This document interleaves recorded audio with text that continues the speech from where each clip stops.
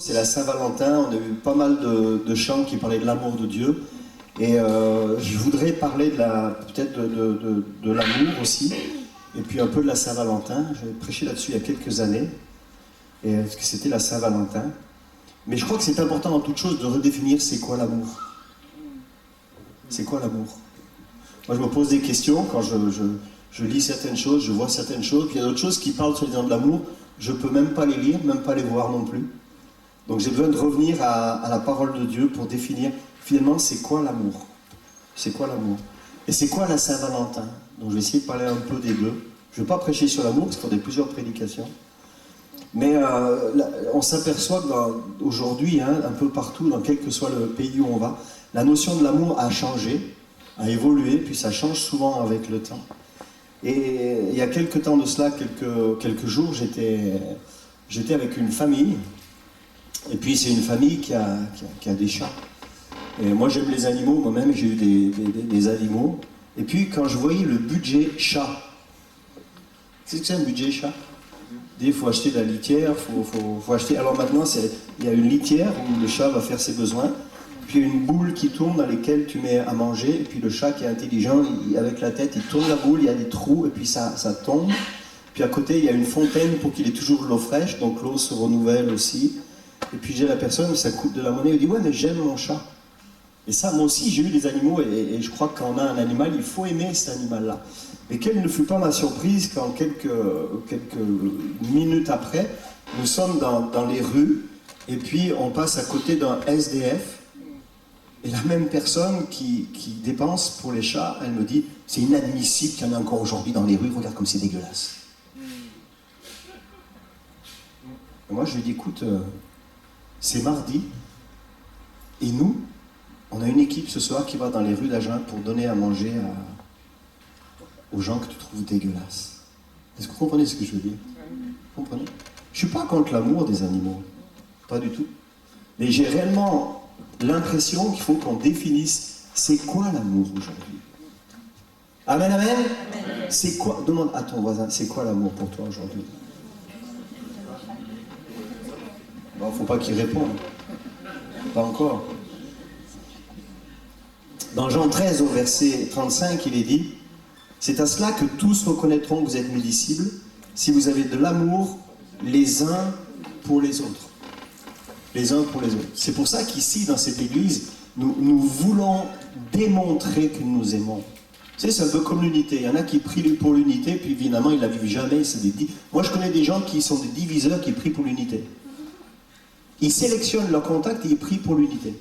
Nous, on ne prie plus pour l'unité, on l'a vu. Vous êtes d'accord ou non? Et ici, dans ce lieu, on a des réunions avec... Mais tout le monde, c'est ouvert à tout le monde. Et je crois que c'est un peu pareil pour l'amour. C'est quoi l'amour? C'est à cela que tous reconnaîtront que vous êtes mes disciples. Si vous avez de l'amour les uns pour les autres. C'est-à-dire que l'amour, il se démontre.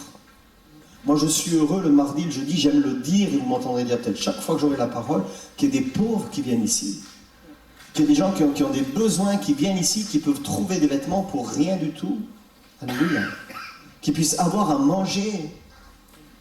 Et la Bible dit, je crois que c'est dans Deutéronome 5, qu'il y aura toujours des pauvres parmi vous. Et nous sommes testés dans notre orgueil, dans notre soif de réussir, dans tout ce qui est l'extérieur. Hein. Vous vous souvenez de la prédication du figuier, c'était dimanche dernier, c'est ça. Hein. On voyait les feuilles, et puis le Seigneur, lui, voulait les fruits. Et finalement, l'amour fait que si tu aimes comme lui veut que tu aimes, tu vas porter du fruit. Et j'oserais juste qu'on nous pose la question, c'est quoi les fruits d'amour que tu portes aujourd'hui? C'est quoi? Puis le chrétien, surtout l'évangélique charismatique, je sais, j'en connais, j'en suis, il est tellement contre tout ce que le monde veut faire, soi-disant que la Saint-Valentin, écoute, commence à aimer déjà. Et comme a dit mon épouse, sur la Saint-Valentin pour toi toute l'année. Est-ce qu'il se passe un jour dans ta vie où tu ne démontres pas de l'amour? Oh là là, quelle question. L'amour, ça se démontre. Vous êtes mes disciples si vous avez de l'amour les uns pour les autres. Et c'est pas simplement dire je t'aime, c'est qu'est-ce que tu as fait pour démontrer. L'offrande, c'est quoi l'offrande? Franchement, Dieu n'a pas besoin de notre argent. Hey, Dieu n'a pas besoin de notre argent. Mais parce que c'est un Dieu d'amour, dans sa grâce, il dit, dans mon église, il y a tout ce qu'il faut, le seul problème, c'est que c'est dans ta poche. Et c'est ça l'offrande. C'est le moment où tu vas prendre ce qu'il y a dans ta poche pour que tu fasses avancer le royaume de Dieu. Ça, c'est un geste d'amour. Ça, c'est un geste d'amour. C'est pour ça que des fois, c'est difficile. Il y a des gestes qui sont difficiles à faire. C'est une démonstration d'amour. Celui-là, c'est pour ça que Napoléon, il était comme ça, il gardait son portefeuille, il ne voulait pas qu'on lui pique. Non, c'est pas vrai, c'est faux, celui-là. Alors, il y a un texte que j'aimerais qui m'a frappé et que nous connaissons tous, pourtant. C'est Romains 8.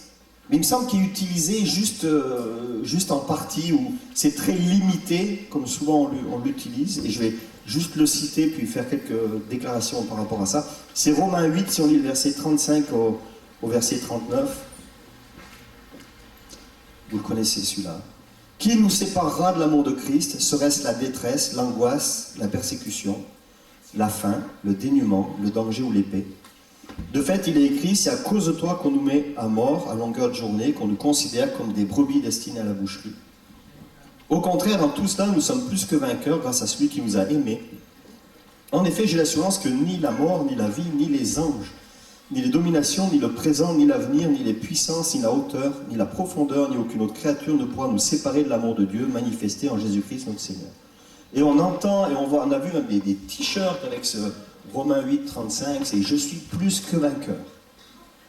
Et on voit, il y a des épreuves que nous vivons, Dieu permet, qu'on vive de toute façon, nous vivons les mêmes choses que dans le monde, seulement nous avons la solution en Christ. Nous ne sommes pas épargnés. Et puis on peut prendre ce verset, je dirais, au premier degré, et dire, mais ouais, dans toutes ces choses, je suis plus que vainqueur, je suis plus que vainqueur. Tu es plus que vainqueur sur quoi? Et si on revient sur le texte, verset 1, qui nous séparera de l'amour de Christ? C'est pas question d'être vainqueur sur la chose. C'est pas parce que tu n'as pas d'argent que Dieu va pourvoir, tu as de l'argent qui est vainqueur sur... Non, non, non. Qui nous séparera? C'est-à-dire, et je réalisais en préparant ce partage de ce matin, que finalement, beaucoup d'épreuves que nous pouvons vivre, et Dieu permet cela, et le but de ces épreuves, bien souvent, de l'autre côté de la lorgnette, il y a comme l'adversaire voit les choses là, c'est de nous séparer, de connaître le vrai amour de Dieu. Comprenez ce que je veux dire? C'est pas vainqueur sur l'argent, c'est pas vainqueur sur la tristesse, c'est pas vainqueur. Non, non, ça c'est dessus de l'iceberg. Mais la réalité, c'est que Dieu permet des moments dans ta vie où tu vas être comme tenté, et dit sur tout ça, tu es plus que vainqueur, mais vainqueur sur le fait que je ne me détache pas de son amour, ce qui veut dire que je ne me laisse pas séduire par une autre forme d'amour. Hello, ça va? Vous comprenez ce que je veux dire? Je ne me laisse pas séduire, je ne me laisse pas séparer de son amour. Il m'aime, et s'il permet certaines difficultés, il a prévu aussi les moyens de s'en sortir, ce qui fait que son amour est là, et j'ai besoin de rencontrer son amour à lui, ce qui veut dire que je ne vais pas me réfugier dans une autre forme d'amour. Je pense à des jeunes qui peuvent vivre certaines choses au niveau d'un élan, d'une affection sur une personne. Tu sais que l'autre est pour toi. Et puis, au lieu de t'accrocher au Seigneur, de continuer à prier, tu vas trouver quelqu'un d'autre. Pour l'argent, tu as des difficultés financières. Si tu pries, ton Dieu qui t'aime tellement va pourvoir à tes besoins. Ça a été partagé ce matin, ça a été partagé encore la semaine dernière. Mais tu peux, toi, aller à la banque, demander un prêt. Tu te tournes vers une autre solution d'amour qui s'appellera banquier. Qui lui a ton nom, ton prénom, ton mail, ton téléphone, il va te téléphoner le vendredi soir pour dire il faut que je vous voie lundi matin. Il va te mettre le stress. Alors que l'amour de Dieu, c'est qu'il veut pourvoir à tous tes besoins. Mais c'est une question d'amour. Amen. Amen. C'est la Saint-Valentin. Et Valentin, c'était pas n'importe qui. On va en parler tout à l'heure. Tout est bon pour nous faire douter du vrai amour de Dieu. Et combien de personnes ont entendu l'évangile et se sont détournées à un moment donné de l'amour de Dieu? Parce que ça ne se passait pas comme ils voulaient. Parce qu'ils avaient un plan A, et il fallait que ce soit « Seigneur, tu fais ce que je t'ai dit ». Bon, c'est pas formulé comme ça, mais en quelque sorte, au fond de notre cœur, c'est ça. Et combien de fois on entend, oui, mais si Dieu existait, ça veut dire Dieu m'aime pas.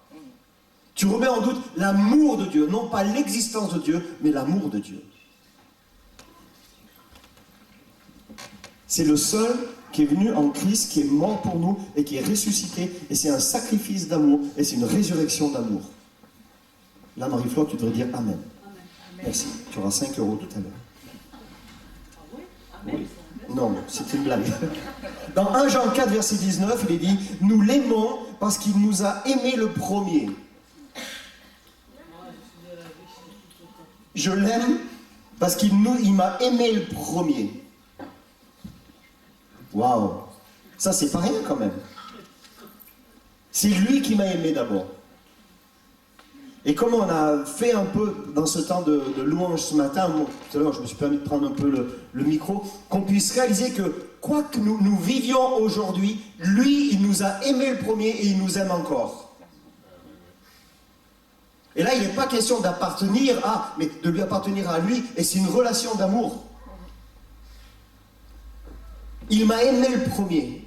Dans Romains 8, il dit, alors que tu étais encore dans le péché, il t'a aimé. Ça, c'est fou quand même. Et bien souvent, on prend ce verset avant la conversion. Non, mais c'est valable encore pour certains chrétiens qui commettent encore certains péchés. Pas ici, mais non, je suis en train de mentir. Ça va? Ça va? Oui. Alors la Saint-Valentin, c'est quoi la Saint-Valentin? L'origine du nom de cette fête, ça date du IIIe siècle. Et c'est le nom d'un prêtre de l'église catholique qui s'appelait Valentin. Vous savez ce que ça signifie, Valentin? Ça signifie santé et vigueur. Et c'est un prêtre qui avait une grande réputation. Et l'empereur Claude II, il l'a fait arrêter, il l'a mis en prison. Puis parce que ce prêtre-là, il était un peu rebelle. Et vous allez voir comment il était rebelle. Donc il a été emprisonné. Lui, il ne voulait pas se soumettre à l'empereur. Pourquoi? Parce qu'il y avait de nombreuses fêtes païennes qui étaient organisées en ce temps-là. Et lui, il ne voulait pas se soumettre aux fêtes païennes. Il y avait une fête qui était célébrée en l'honneur de Lupercule, ça s'appelait les Lupercules, qui était célébrée en février.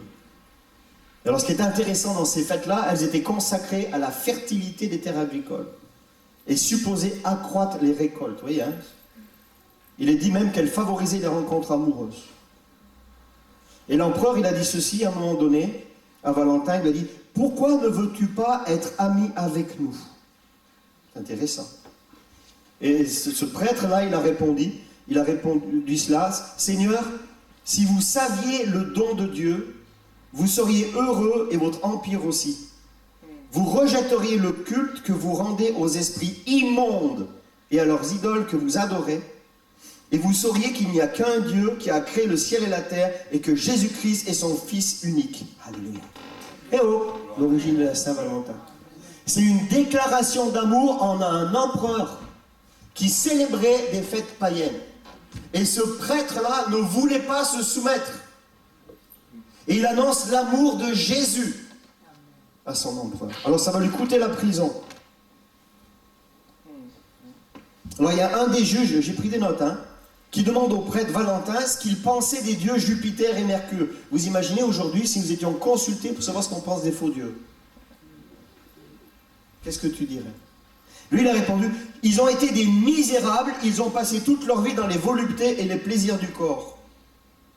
Alors, bien sûr, Valentin, il va dire, ça, il a blasphémé contre les dieux. Donc, go to la prison. Mais l'empereur, lui, il l'écoutait. Il avait au moins ce don. Il écoutait. Vous savez ce qu'il a fait, Valentin? Il a annoncé l'évangile. Il a encouragé à se faire baptiser. Il a encouragé à se convertir, parce que ça serait moyen plus d'être sauvé. Et aussi, il a dit, mais si tu te convertis, tu verras, tu auras un peu plus de puissance et d'autorité, et ton empire va grandir. Et là, il y a un travail de fond qui va se faire. J'aimerais vous dire, quand vous annoncez l'évangile à quelqu'un, il y a un travail de fond qui se fait. Il y a un travail de fond qui se fait. Et bien souvent, on dit, mais on ne voit pas le fruit, parce que nous, on aimerait du fruit de suite. Mais tu ne soupçonnes pas. Avant qu'il y ait le fruit, il faut qu'il y ait une graine.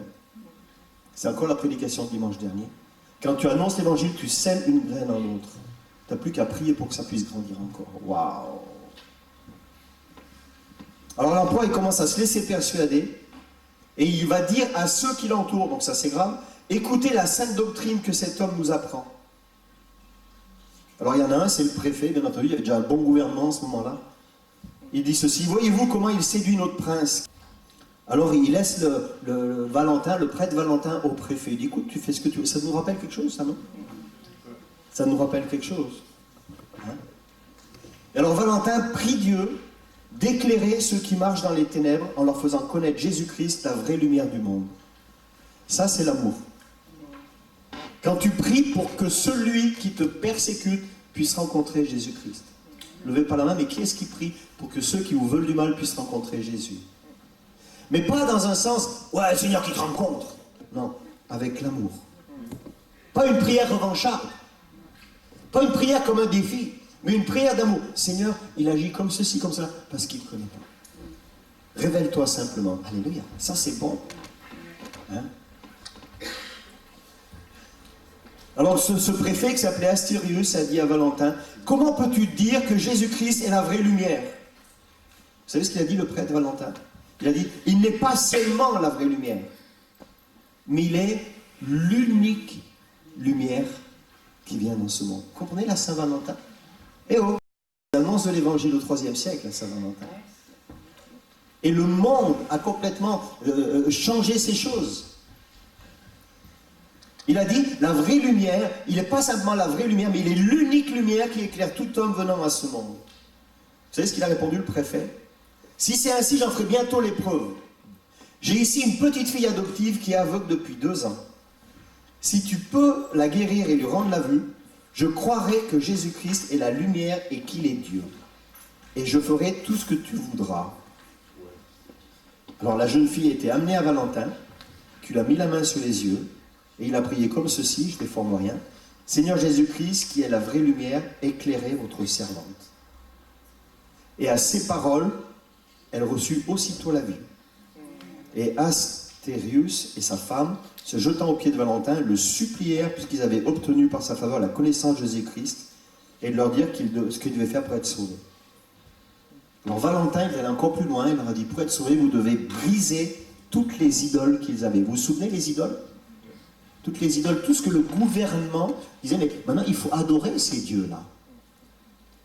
Vous comprenez pourquoi il y a eu la guerre? Pourquoi Valentin est un objet de contradiction? Parce qu'il a annoncé l'évangile, le vrai évangile. Moi ça me plaît. Donc Valentin leur commanda de briser toutes les idoles qu'ils avaient, ça nous parle, de jeûner 3 jours, de pardonner à tous ceux qu'ils avaient offensés, et aussi de se faire baptiser. Leur assurant que par ce moyen ils seraient sauvés. Donc Astérius a fait tout cela. Il a même délivré les chrétiens qu'il tenait baptisés. Et lui-même fut baptisé, et toute sa famille qui était composée de 46 personnes. Et l'empereur Claude II, qui était averti de cela, il craignit donc une sédition dans Rome. Il fit prendre Astérius et tous ceux qui avaient été baptisés. Il les fait mettre à mort par diverses sortes de tourments. Et pour Valentin, le père de ses disciples, après avoir été longtemps en prison, il fut battu et brisé avec des bâtons de houle. Et en l'an 268, le 14 février, il fut décapité sur la voie Flavienne. Voilà, où depuis le pape Jean Ier a fait bâtir une église. Ça va, Saint-Valentin? Ça vous va, la Saint-Valentin? Vous êtes toujours prêt à annoncer l'amour de Jésus? Hein? Alors c'est marrant parce que je cherchais sur le net et par ailleurs Saint-Valentin, et maintenant quand tu cherches Valentin sur Google, tu trouves que des cœurs. Tu trouves même pas, moi je cherchais de voir qui c'était ce gars-là. Il y avait une représentation, une statue. Alors j'ai trouvé certaines choses quand même, il y a 2 représentations qui me plaisent aussi. Il y en a une où Saint-Valentin tient une épée et une palme, symbole de son martyre, et une autre statuette qui guérit la fille du juge, Astérius. Et la fête de la Saint-Valentin fut instituée pour contrer la fête païenne donnée le jour de la fertilité et dédiée à Lupercus, le dieu des troupeaux et des bergers. Il n'y a que le cœur du message délivré par Valentin, il y a près de 1800 ans, c'est un message d'amour. Alors pourquoi il y a des chrétiens qui disent « moi je ne fête pas la Saint-Valentin, c'est une fête païenne ». Il faut revenir un peu plus loin, il faut étudier les choses, savoir ce que Dieu veut là derrière. Et même si les hommes ont fait de cette fête une grosse fête commerciale, le cœur du message c'est le même, c'est l'amour. Amen. Et on ne doit pas se tromper, parce que humainement, notre façon d'aimer est pardonnée et limitée. Et quand cet homme Valentin a annoncé Jésus, il a annoncé aussi la repentance et le pardon. Alléluia. Amen, amen. Et c'était un cadeau. Et nous, on ne le fait pas. Ou peu. Ou plus. C'est la fête de l'amour. J'ai aimé le temps de louange ce matin. Qui est-ce qui n'a rien vécu pendant le temps de louange ce matin? Moi, j'ai vécu une rencontre personnelle avec le Père. Une présence. Un amour incroyable. Dans Romains 5, verset 8, et je le redis, en ceci Dieu prouve son amour envers nous, lorsque nous étions encore pécheurs, Christ est mort pour nous. Voilà le plus beau des amours. L'amour, c'est donner ta vie. Donner ta vie. Et un des principes de la relation d'amour, c'est de donner. Ça, c'est le principe de la relation d'amour. Et on voit tellement de couples qui se casent dans la figure avec Marie-Claire, si on utilise les couples, les familles. Pourquoi? Parce que l'un ou l'autre ne donne plus. Il pense qu'à recevoir. Et Jésus est venu et il a donné sa vie. Il t'a aimé le premier. Alors que tu es en train de faire des choses qu'il a en horreur. Mais ça, c'est quand même fou. Des choses que toi, tu regrettes après, lui, il ne regrettera jamais ce que tu as fait parce que c'était un moyen de le rencontrer. Vous avez compris? C'est pas mal ça. Il y a des choses qu'on peut regretter d'avoir fait. La Bible dit que alors que tu étais encore dans le péché, lui, il mourait pour toi. Et après, tu t'engages avec le Christ à cette révélation de son amour, et on va prier à la fin pour que nous puissions avoir une révélation de son amour. Révéler, ça veut dire que le voile est ôté. Et j'ai besoin d'avoir une révélation. Je connais des personnes qui marchent avec le Christ depuis 20 ans, 30 ans, qui n'ont pas eu une révélation de son amour. Quand le voile est ôté, ta vie est changée. Ton langage change. Ta façon d'aimer les gens, la façon de toucher les gens, la façon de les regarder change. Quand tu as une révélation de son amour. C'est ça que l'apôtre Paul dira, c'est plus moi qui vis, c'est Christ qui vit en moi. Il avait une telle révélation de son amour. Paul, destiné à tuer les chrétiens, vous imaginez?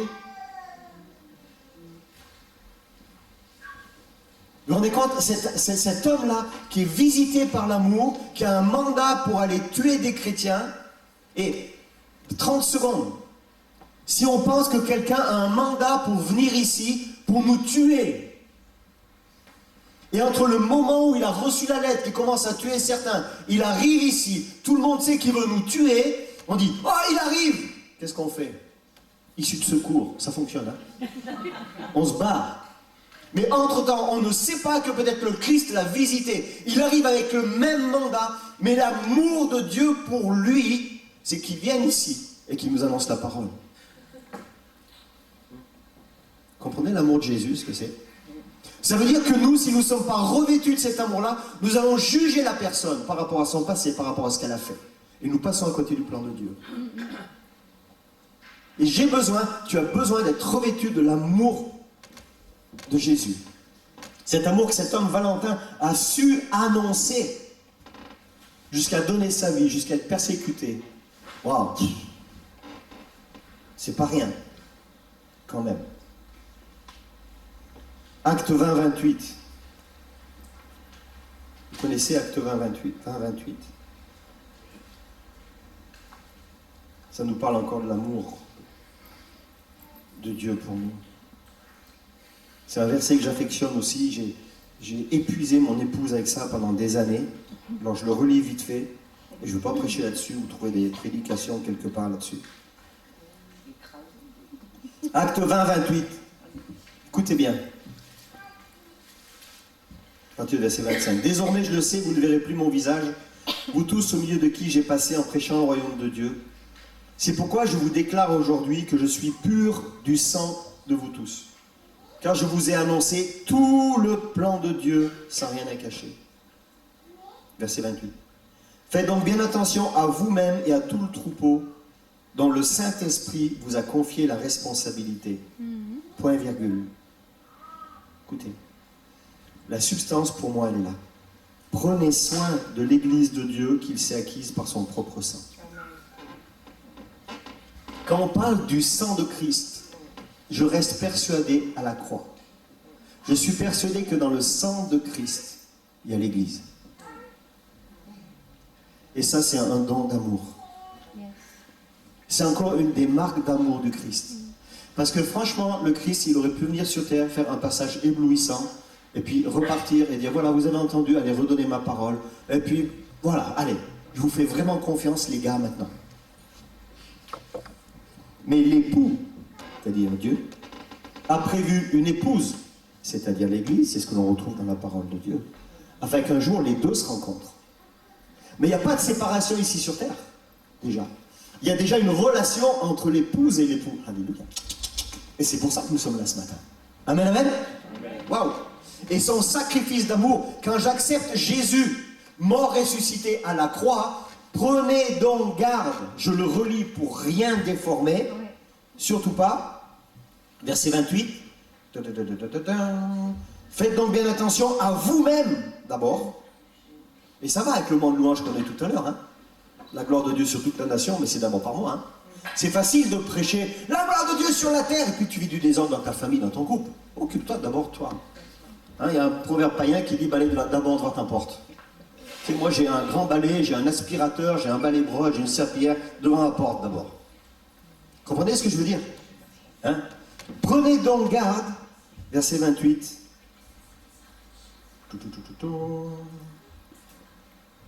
Faites donc bien attention à vous-même, en premier. Et à tout le troupeau, ça parle de la communion fraternelle, dont le Saint-Esprit vous a confié la responsabilité, et nous sommes tous responsables les uns des autres. C'est pas inversé, c'est pas marqué juste pour les pasteurs, pour les leaders. Chacun d'entre nous, on peut le lire. En principe, vous avez la Bible ici, verset 28. On a tous le verset 28. Il n'y a pas une Bible spéciale pasteur, spéciale leader, spéciale responsable de groupe de maison. Alors toi, tu es responsable de groupe de maison. Oh, alors tu as cette Bible avec le verset 28. Hein. Toi, tu n'es pas responsable. Oh, entre le verset 25 et 30, il n'y a rien. Pas comme ça que ça se passe. On a le tous là. Faites donc bien attention à vous-même. Et, par la suite, à tout le troupeau. Dont le Saint-Esprit, et c'est Dieu qui établit. C'est pas une affaire d'homme. Ouais, je vais implanter ceci, je vais faire cela. Non, non, non, non. Qu'est-ce que Dieu veut pour toi? Le Saint-Esprit vous a confié la responsabilité. Prenez soin de l'Église de Dieu, de l'épouse, qu'il s'est acquise par un propre sang. Et pour moi, le sceau de l'amour, c'est Christ qui vient, qui est le premier d'une multitude. Et la multitude, c'est l'Église. Alléluia. Et c'est son amour. Parce qu'il sait que tout seul, tu ne peux pas vivre tout seul. Tu ne peux pas, va sur une île avec toi tout seul, tu verras, tu vas te disputer avec toi, tu vas te lancer des cailloux, tu vas te flageller, tu vas te faire du mal, tu vas te trouver pas beau, tu vas devenir dépressif, tu vas plus te supporter, tu vas te demander des choses que tu pourras même pas te donner. La preuve, la personne qui t'embête le plus, c'est toi, c'est pas le diable. C'est pas vrai. C'est toi qui t'insupportes des fois. Parce que tu veux faire des choses que tu n'as pas à faire, ce que tu peux pas faire, tu le fais. Vrai ou pas vrai? Personne ne se reconnaît, moi je me reconnais, je parle de moi, pardon. Je vous dévoile un peu qui je suis, n'est-ce pas? Et le plus beau sacrifice d'amour, c'est à la croix, il y a l'Église, son sang coule pour qui est l'Église? Parce que Christ a cette vision qui n'est pas égoïste, mais qui est une continuité encore dans le service pour lui. Alléluia. Et ça me plaît. Et c'est au travers de l'Église qu'ils connaîtront la sagesse infiniment variée de Dieu. Parce que Dieu a besoin de son Église. Lui, il aurait pu se révéler à chacun individuellement. Mais non, mais il veut se servir de son épouse encore. Puis le repas qui nous attend là-haut, la Bible dit, c'est le repas des noces. C'est pas un enterrement. On va pas arriver en noir. Il y aura de la bonne louange, de la bonne musique, guitare électrique et tout, ça sera bon. Et la première Église, elle a compris ce qui était de donner. Elle a compris ce principe d'amour de donner. C'est pour ça que lorsqu'on lit, puis on va abréger, hein, dans les actes, ils étaient tous ensemble assidus et ils partageaient selon les besoins de chacun. Il n'y avait même pas d'indigents. C'est-à-dire qu'il y avait une telle onction d'amour au niveau local que ça engendrait. C'est la meilleure croissance d'une église. C'est parce qu'on s'aide les uns les autres, parce qu'on s'aime les uns les autres, alors qu'à l'extérieur, ils voient ce que c'est que l'église. Même nous, en tant qu'église ici, nous aurions pu ouvrir une boutique en ville et puis que les pauvres de la ville, ceux qui ont des besoins sur la ville, puissent venir dans cette boutique et puis qu'on pourvoie à leurs besoins. Non, qu'ils viennent ici et qu'ils puissent savoir que c'est parce qu'on appartient à Jésus. Amen. Amen. Oui. Moi, mon désir, c'est pas qu'ils aillent en enfer avec des beaux vêtements. Hein. On ne va pas leur donner à manger et puis qu'ils aillent, ils vont être gras et gros, puis ils en enfer, il y aura plus de graisse et de flammes. Comprenez ce que je veux dire? La finalité, c'est leur annoncer l'évangile. Leur annoncer l'évangile afin qu'ils puissent passer des ténèbres à son admirable lumière. Alléluia. Et tout ce qu'on fait, on le fait au nom de Jésus. Pourquoi? Parce qu'on les aime. Et on les aime tellement, on désire ardemment qu'ils donnent un jour leur vie à Jésus. Mais pas en leur récitant des versets qu'on ne vit pas. Oh pardon, j'ai choqué. Seigneur, déchoque-les. C'est fait, vous êtes guéris. Pas en récitant des versets qu'on ne vit pas, mais en vivant certains versets qu'on découvrira après. Il nous reconnaîtra à l'amour qu'on a les uns pour les autres. Tout simplement ça. Tu as fait quoi aujourd'hui pour démontrer que tu es aimé? Tu as fait quoi? C'était quoi tes premières paroles quand tu t'es levé ce matin? C'était quoi? C'était des paroles d'amour. Juste une question. Donner son temps, donner son argent, ses idées. Dans le couple, un couple qui marche, c'est un amour où il y a l'amour qui donne. S'il y a l'amour qui prend, c'est bon, à un moment donné, tu te lasses. Hein? Et que ta vie devient un don. Pourquoi? Parce que lui, il s'est donné pour moi alors que j'étais pécheur. Tant que je garde pour moi, je ne peux pas être heureux. Et je ne peux pas rendre l'autre heureux. Par contre, si mon épouse elle a besoin de quelque chose, je dis, ouais, super, moi j'ai l'argent et je ne lui donne pas. Ça irait super dans notre couple. Hein? Oh, j'aimerais bien avoir ceci ou cela. Ouais, chérie, c'est super. Toi, tu as de quoi et tu ne donnes pas. Tu vas dire, ouais, c'est super. Et elle va dire, oh, il m'aime beaucoup, il est toujours d'accord avec moi. Oui, mais qu'est-ce qu'il fait? Qu'est-ce qu'il fait? C'est pas le tout d'être d'accord. Et un couple, ça ne marche pas parce que tu es d'accord. Avec Dieu, ça ne marche pas parce que tu es d'accord. Tu peux être d'accord avec toute la parole, mais une démonstration d'amour, c'est que tu mets en pratique. Si tu es marié, regarde ta conjointe et lui, j'ai compris. Pas beaucoup qui l'ont fait, hein. Tu ne peux pas être heureux avec quelqu'un qui garde. C'est pour ça que Christ s'est donné. C'est pour ça que quand tu acceptes Christ dans ta vie, tu rentres dans une joie incroyable, dans un bonheur incroyable. C'est pour ça que le fruit de l'esprit, on revient encore là-dessus, Galates 5, c'est quelque chose que naturellement, tu peux passer toute ta vie à payer des séminaires pour avoir. La paix, la joie, la bonté, la patience, la bénignité. Il y a même des chrétiens qui font des séminaires sur comment avoir la paix. Qui comment avoir la paix? Et tu vas payer pour entendre ça. Tu as juste à ouvrir ton cœur, et là tu es en contradiction avec la parole, tu demandes pardon, tu changes de vie, tu laisses le Saint-Esprit prendre la place et tu auras la paix qui dépasse toute intelligence. Tu n'as pas besoin de payer pour avoir ça. Il y en a qui le font, il y en a qui se ruinent. Comment être joyeux? On apprend à rire. Ferme la bouche, tu as de la salade ici.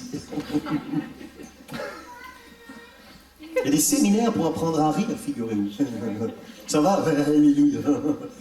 Céline, t'en as là. La betterave. La betterave. Comprenez ce que je veux dire? Mais Dieu a tout prévu. Il a prévu qu'il y ait une onction de l'Esprit de Dieu qui descende, qui vient dans notre esprit à nous. Et c'est l'Esprit de Dieu qui va attester à notre esprit que ces choses sont bonnes. Et on se laisse travailler. Il y a un proverbe burundais, je vais terminer avec ça, qui dit « Les visites sont le levain de l'amitié ». C'est vrai, on aime beaucoup le Burundi, on va régulièrement. Quel temps on n'est pas allé d'ailleurs.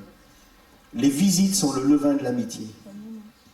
Les visites sont le levain de l'amitié. Allez, qui tu as visité dernièrement? Ouais, moi j'aime tout le monde, dit-il en restant enfermé chez lui. Hein? C'est-à-dire donner du temps à l'autre. Et la Saint-Valentin aujourd'hui, c'est limiter simplement une relation amoureuse entre un homme et une femme. Vous savez, c'est limiter cette relation à ce que les hommes en ont fait. Moi, je ne veux pas limiter cette relation d'amour à ce que les hommes en ont fait. Et c'est peut-être, et moi je prie pour ça, que dans la période où nous sommes, dans le jour où nous sommes, les gens qui ont tellement soif d'aimer, d'être aimés, puissent rencontrer Jésus. Ça, c'est ma prière. Et on a prié ce matin comme ça, et on va prier encore. Et pour ça, on a besoin de connaître nous-mêmes les principes de vie sur la parole de Dieu. Et j'ose dire, vivre en dehors de ces principes, c'est comme de l'auto-sabotage. Et tous ceux qui t'entourent sont en plein dans l'auto-sabotage. Et c'est ce que Valentin avait compris, même si ça lui a coûté la vie. Il a payé cher. Vous savez, nous sommes nés pour aimer et pour être aimés. Ça, on le sait tous. Mais est-ce que tu sais que ton voisin, il est né pour aimer et être aimé aussi? Il a besoin de rencontrer Jésus. Alors peut-être ça te décoiffe un peu ce matin, tu pensais que tu allais annoncer l'évangile avec des versets bibliques.